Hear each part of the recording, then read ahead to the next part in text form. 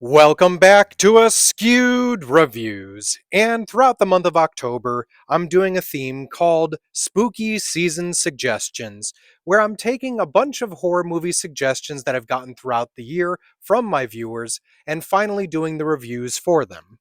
So today's viewer request is for the 2012 film You Can't Kill Stephen King. Here's your trivia question for today. What is the name of the boat the group rents? The answer will be at the end of this episode. So, in the film You Can't Kill Stephen King, we head off to Maine, where we meet a group of friends who are taking a road trip there, as two of the members of this group have actually been given a lake house home for them to be able to use. Now, our group of friends very quickly finds out that the locals are not very fond of new people showing up, and especially they want to make sure that everything stays quiet. Now, these college kids aren't looking to cause any issues, but they are looking to do some boating, drinking, having a little fun, and perhaps running into famous author Stephen King. Unfortunately, it appears that someone has different plans for them and may be trying to take them out one by one. So, will these friends be able to keep each other safe? And will they be able to figure out who's coming after them? Is it one of the locals? Or is it even one of them themselves? Most of the primary cast for this film is probably not all that recognizable, as they haven't done too much outside of this film.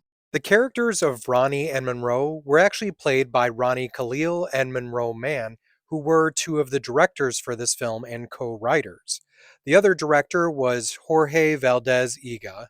There are, of course, a bunch of Stephen King references throughout this film.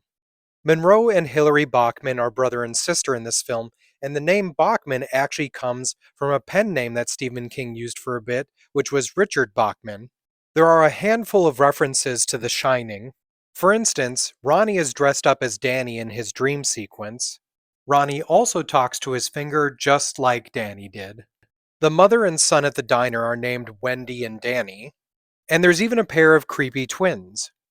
Lamont has a tattoo on his arm that is the Eye of the Crimson King from the Dark Tower series.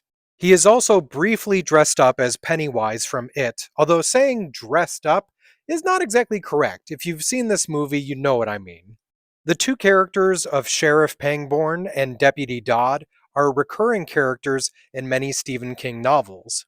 The character named Verrill is named after Stephen King's character of Jody Verrill from Creepshow. And Stephen King himself doesn't technically show up in the film, but I think they're alluding to the fact that this scene right here is supposed to be him. I'm also sure there's probably a bunch of other references to Stephen King books and movies, but these are all the ones that I was aware of. So the movie does take place in Maine and was entirely filmed there. By the way, here's two random pieces of trivia when it comes to Stephen King and myself. When I was around 14 years old, I actually got to go to a book convention because my dad was a book distributor, and I got to meet Stephen King. He's really cool, but he is kind of creepy. The really interesting thing with that is that at the time, he and some other authors were actually in a band together called the Rock Bottom Remainders, and I got to watch them play. Here's one more Stephen King related story. When I was in my early 20s, myself and some of my friends went on a vacation to Bangor, Maine, and I actually got to see Stephen King's home, and it was really cool looking. Okay, enough about myself, back to the movie. The body count for this film is 5, although there are some who think it's 6 unless they hang around to the end credits. You have the random girl who gets taken out right at the beginning. You have Lamont, who apparently has a death similar to Stephen King's story Strawberry Spring. Laurie, with a death that is very reminiscent of The Man Who Loved Flowers. Nicole's death, which is related to Beach World. And Hillary, whose death is connected to the last rung on the ladder. Now, that potential sixth one I'm referring to is Monroe, as it looks like he's taken out, but if you do stick around for the end credits, you find out that he is still alive. So when it comes to the film, You Can't Kill Stephen King, this one, unfortunately, was not very good. There were some funny moments, but what I truly applaud them for is they made a lot of great references to King's books and movies, and for that reason, I'm going to give this one a 2 out of 5. Now, if you did enjoy this film, other movies I recommend checking out are Saturday Morning Mystery, Stan Helsing, the remake of Friday the 13th, and In the Mouth of Madness.